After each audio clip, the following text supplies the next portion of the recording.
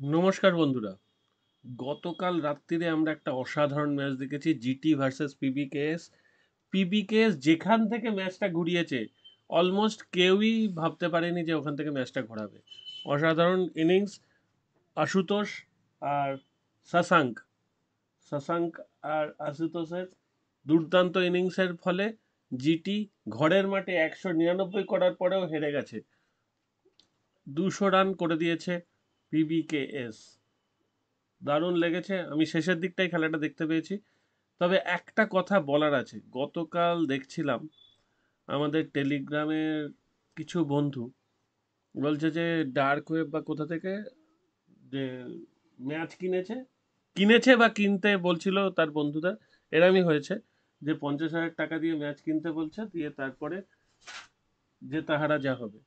আমার একটাই বক্তব্য, টিপারদের থেকে কোনোদিন কোনো ম্যাচ কিনবেন না। ম্যাচ টিপাররা খেলে না, খেলা হয় মাঠে। ঠিক আছে? টিপারদের কোনো ক্ষমতা নেই যে ম্যাচের রেজাল্ট আগে থেকে বলে দেবে। কালকে যদি কেউ বলতে পারতো যে 19 নম্বর 19.5 ওভারে মাথায় গিয়ে পিবিকেএস জিতবে, এইটা যদি কেউ বলে থাকে তাহলে বুঝবো তার ক্ষমতা ছিল। সে যদি ম্যাচের আগে বলে থাকে, যদি বলে থাকতে জিটি 199 করবে, পিবিকেএস 200 করবে, এই সব যদি কেউ বলতে পারে খেলার আগে, তাহলে বলবো তার ক্ষমতা আছে, সে হলো প্রপার টিপার। কিন্তু এগুলো যদি কেউ বলতে না পারে, ওই আন্দাজে ঢিল মেরে হ্যাঁ আজকে পিবিকেএস জিতবে, অথবা তার একটা বন্ধু বলে দিল হ্যাঁ আজকে জিটি জিতবে, তো দুটোর মধ্যে একটা হবেই, ওইগুলোর কিন্তু কোনো দাম নেই। তার জন্য আপনি লাখ লাখ টাকা খরচা করবেন এবং শেষে দেখা গেল যে লাস্ট ওভারটা যদি দুর্দান্ত বল করে জিটি জিতে যেত, তখন বলতে দেখলেন জিটি জিতবে বলেছিলাম, জিটি জিতে গেল। এরম হয় না বেসিক্যালি। বেসিক্যালি ওরকম ঘটনা ঘটবে না, কোনো দিন ঘটেনি কখনো। কারুর থেকে ম্যাচ কিনবেন না। এরম যারা কিনেছেন তারা জীবন শেষ। আপনার খেলতে ইচ্ছে করছে, আপনি দুটো দলকে টাকা লাগান, তাতেও যদি আপনি লুজ করেন, আমি বলবো ঠিক আছে, আপনি নিজের বুদ্ধিতে খেলেছেন, হেরেছেন, কোনো অসুবিধা নেই। কিন্তু কারুর থেকে বুদ্ধি নিয়ে তাকে টাকা দিয়ে ম্যাচ রেজাল্ট নেওয়া, এগুলোর কোনো মানে নেই। ও দুটোর মধ্যে একটা রেজাল্ট তো আপনাকে বলবে, এর বেশি তো আর কিছু বলবে না। আর ওরই বন্ধু বা ওরই আর একটা চ্যানেল হয়তো আর একটা ম্যাচ বললো, তাহলে আপনি দুজনকে টাকা দিন, দিয়ে এরমভাবে নিজের টাকা জলে ফেলে দেওয়ার কোনো মানে আছে কি? সেটা বলুন। আমার এটাই সবচেয়ে খারাপ লাগছিল যে কালকে এই আলোচনাটা হচ্ছিল বলে আমি তখন আর কিছু বলিনি। কিন্তু এটা ভবিষ্যতে খেয়াল রাখবেন। আচ্ছা, আজকের খেলা হচ্ছে Sunrisers Hyderabad Chennai Super Kings, খেলা হবে হায়দ্রাবাদে। হায়দ্রাবাদে গরম, দেখি কিরম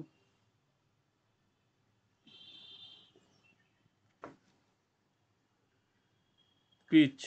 Fresh pitch will be used for Friday's fixtures. It's a black soil pitch that Daniel Vittori, the Sunrisers head coach, believe that will behave far differently to the red soil pitch on which Sunrisers and Mumbai Indians played out a record run fest. Michael Hussey, CSK's batting coach, believe it will look slightly dry but expect to be full of runs nonetheless. আমরা হায়দ্রাবাদে সাধারণত দেখে এসেছি যে রানের pitch হয়, তবে run fest বলতে যেটা বোঝায় যে 200+ দুটো নেই করবে, এরম হয়তো হবে না। 200-র কাছাকাছি রান হতে পারে, ফ্রেশ পিচ যেহেতু। আচ্ছা, উমরান মালিককে আমরা এখানে দেখতে পেতে পারি। উমরান মালিক আর একজন স্পিড স্টার, যার খেলা আমরা আগেও দেখেছি। তবে এখন সবাইকার মুখে মায়াঙ্ক যাদব। মায়াঙ্ক যাদব যা দারুণ বল করছেন, আর এখন কোনো কথা নেই। আজকে কি কি হতে পারে? হতে পারে হচ্ছে সিএসকে তো ভালো টিম, জিততেই পারে, সেটা সমস্যা নয়। সমস্যা হচ্ছে যে কত রান হবে। Arriving in Hyderabad afternoon after quick trip home, sort out his USA visa issue. আচ্ছা, আজকে মুস্তাফিজুর অ্যাভেলেবেল থাকতেও পারে, নাও থাকতে পারে।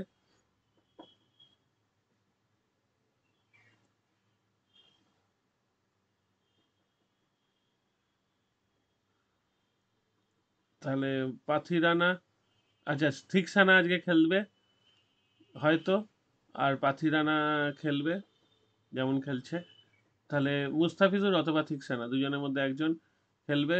ব্ল্যাক সয়েল পিচ একটু কিন্তু ড্রাই আর লো, মানে বল পিচে এসে থমকে যায় সাধারণত, যেটা আমরা দেখেছি। তার মানে প্রচুর ফ্লুয়েন্ট ব্যাট করতে অসুবিধা আছে। তার রান আমরা ধরতে পারি 170+। 200 হলে তো ভালোই লাগে, দেখতে খুব ভালো লাগে। তবে সিএসকে প্রথমে ব্যাট করলে ভালো। আর ওদিকে এই লোকটাকে তো ভয় লাগার মতোই ব্যাপার আছে।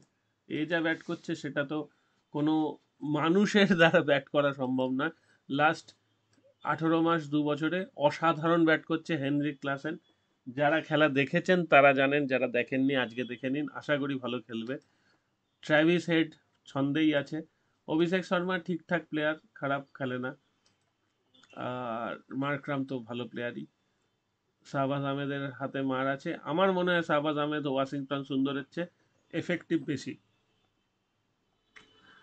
টিম দেখে ঘরের মাঠে সানরাইজার্স হায়দ্রাবাদ বেশি শক্তিশালী লাগলেও এই টিমে আর কিছু থাক না থাক, মহেন্দ্র সিংহ ধোনি আছে। যদিও টিমটা যথেষ্টই ভালো, খারাপ কোনো জায়গা নেই, কিন্তু মহেন্দ্র সিংহ ধোনি একটা আলাদা ফ্যাক্টর। সেই ফ্যাক্টরটাই একটা ম্যাচ জিতিয়ে দিতে পারে। আমার ধারণা আজকে সিএসকে জিতবে, কিন্তু হায়দ্রাবাদ দারুণ টিম, ভালো খেলছে। হায়দ্রাবাদ টপ করে ছেড়ে দেবে বলে মনে হয় না। হাই স্কোরিং ম্যাচ আজকেরটা হবে, লো স্কোরিং অ্যাটলিস্ট হবে না।